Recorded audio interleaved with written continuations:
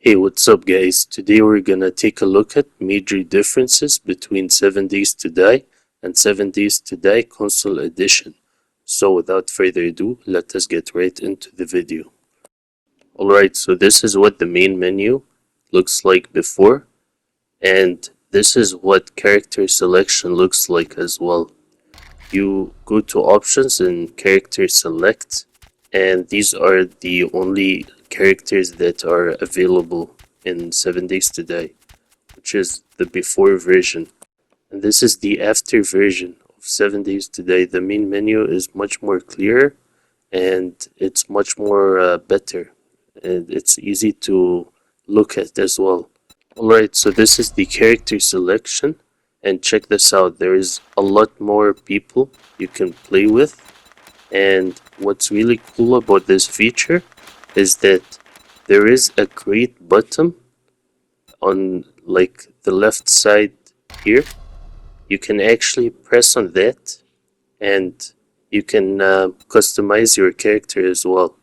This is really cool if you ever want to like create your own character and play with him in the 7 Days to Die. So yeah.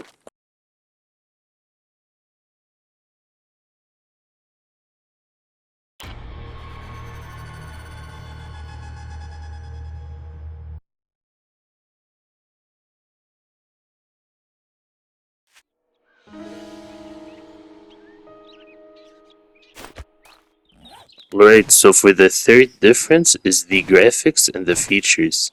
So check this out. Before in 7 Days to Die, the grass does not look much more smooth or realistic, and as I'm playing like the first game, I feel like there is a bit of lag every time I move my character, and the hunger and the thirst system is not visible, so it's just the stamina and the health bar.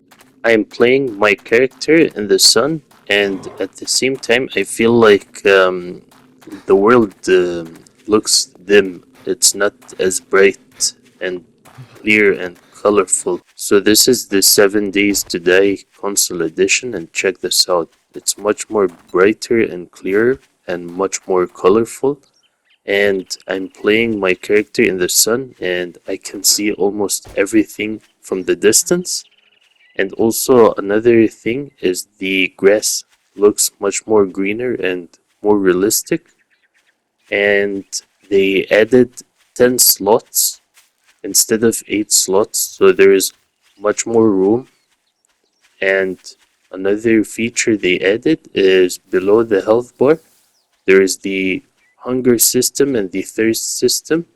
And I forgot to mention they also added the degrees system, which is on like top right, um, on the top right in the middle. So you can check out if your character feels cold or how many, like what's the weather like. Yeah. Alright, so for the next difference is the gameplay and the animation. So check this out. The game gives you water, food, bandage, and torch in the beginning. So when I equip the water and interact with it, like drink it, this is what the animation looks like. And this is what the animation also looks like when I'm consuming food. And when I like apply bandages, there is no animation into it. So when I'm fighting off this zombie, this is how he falls. He falls dramatically. So like this is the only falling animation he does. And when I like try to kill him, he falls like a ragdoll, but like in slow motion. When my character gets thirsty and you're like near water, you couldn't really drink from like the sea or like the pond itself. And when you swim under the sea, check this out, like you feel like there's nothing under like the sea, and you feel like you are not like swimming under the sea. It's like you entered a new world under, like there is no bubbles or like anything that makes you feel like you're under the sea. So when your character dies in 7 days today, like in the before, check this out. Everything like gets bloody, and when it loads up the respawn screen, it shows you to either like spawn near bed, or you can just spawn like on your bed. So yeah. Alright, so this is the after, and check this out. This is how you consume water. It's this almost the same animation, but it's slightly different. And when you like consume food as well, food in a can, there is an animation into it. So check this out. You open the can and like consume the food out of it. And there's also there's an animation for the bandage as well, but apparently my character's health is full, so I can't use that. There's a new fighting animation when you press the L2 button. Check this out. I am giving the zombie a strike, and this is the normal fighting style, but it's slightly different compared to 7 Days to Die, the before version. And as I'm like killing the zombie, it falls like a ragdoll, but it's much more in a much more better animation, I guess. So when you're near water, they added a new feature, which is like you can actually drink water using your hands when near a pond or like a sea. And yeah, this is the new animation.